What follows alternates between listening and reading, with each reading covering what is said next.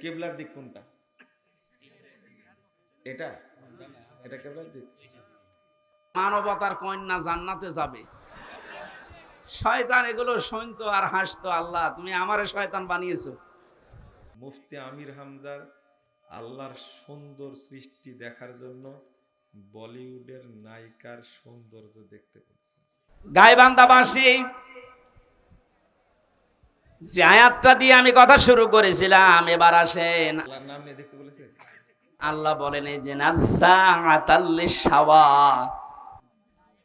আচ্ছা শোনেন শোনেন, আপনারা আসলেই মূর্খ গো, আপনারা আসলে জাহেল, আপনার অন্তরটা এত খারাপ।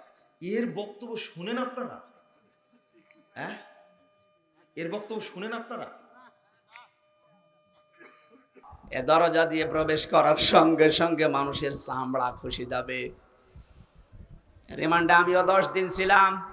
আমাকে ওরা শাস্তি দিয়েছিল কঠিন, 11 ঘন্টা টাঙিয়ে রেখেছিল। চোখ কালো কাপড় দিয়ে বেঁধে, হাত হ্যান্ডকাপ দিয়ে, পায়ে ডান্ডা বেড়ি দিয়ে এমন অবস্থায় টাঙিয়েছিল আমি 4 ওয়াক্ত নামাজ পড়তে পারি নাই।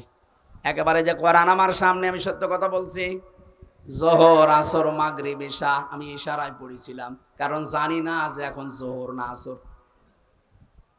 মাটির নিচে এমন এক ঘরে নিয়েছিল, ওখানে দিন রাত বোঝা যায় না। এই কঠিন অবস্থাতে শুধু জিজ্ঞাসা করতাম যে স্যার এখন কি নামাজের সময় হয়েছে? ঝাড়ি দিত উপর থেকে, কিসের নামাজ পড়বা? যে কয়টা অফিসার আমি দায়িত্বে পেয়েছি, কয়েকটা এত খারাপ, এত জানোয়ার, আল্লাহরও ভুল ধরতো। বলেন যে লোকটা আল্লাহর ভুল ধরতে পারে তার কাছে আমির হামজা কি? আমরা মাঝে মাঝে এই নখ তুলে নেওয়ার যে যন্ত্রপাতি গুলো আছে নিয়ে এসে বলতে, এই যে নখ তুলি এইগুলো দিয়ে। আর এখানে জালেমদের একটু শুধু ডিম মারছে, তাই অনেকের সহ্য হচ্ছে না।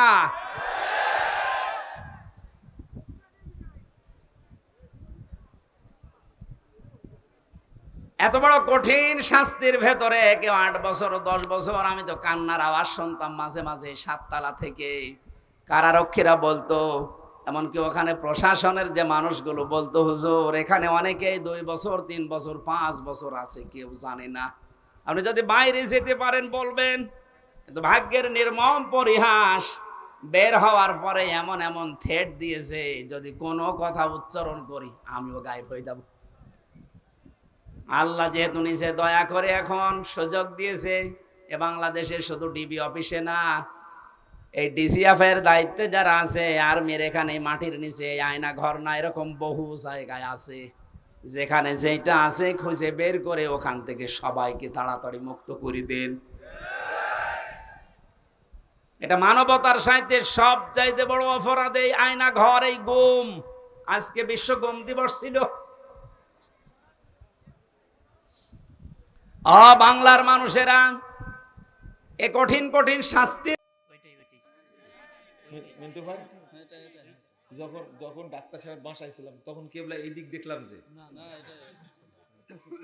শোনেন আপনারা যার এর বক্তব্য শোনেন সবাই পশ্চিম দিকে হয়ে কান ধরে তোবা করবেন। এটা আজকের শাস্তি আপনাদের। এটা আমার কাছে না, মানে আপনি অবশ্যই তোবা করবেন। এই যে কোন মহিলার কথা বলেছে, আল্লাহর নাম নিয়ে দেখতে বলেছে নাকি, তওবা তওবা। এত বেহায়া একটা মানুষ, এত নির্লজ্জ, এত নিম্ন শ্রেণীর, বক্তব্যের মাঠে আবার লেখছে মুফতি আমির হামজা। ওই খাটাস করে, ও মুফতি হলো কখন? মুফতি শব্দের অর্থ বুঝেন আপনি? আচ্ছা আমাকে এই প্রশ্নগুলো দেন কেন আপনারা? এই মুফতি বলে আহলে হাদিস না, এরা আহলে খবিস। শোনো, তুমি ভালো হয়ে যাও, তুমি গজব নাজিল হবে। কিন্তু গজব বুঝো না, আমাদের অর্থ অস্ত্র জনন কিছু নাই, তবে আল্লাহ আছে আমাদের, তোমাকে শাস্তা করে ছেড়ে দেবে, সাবধান হয়ে যাও।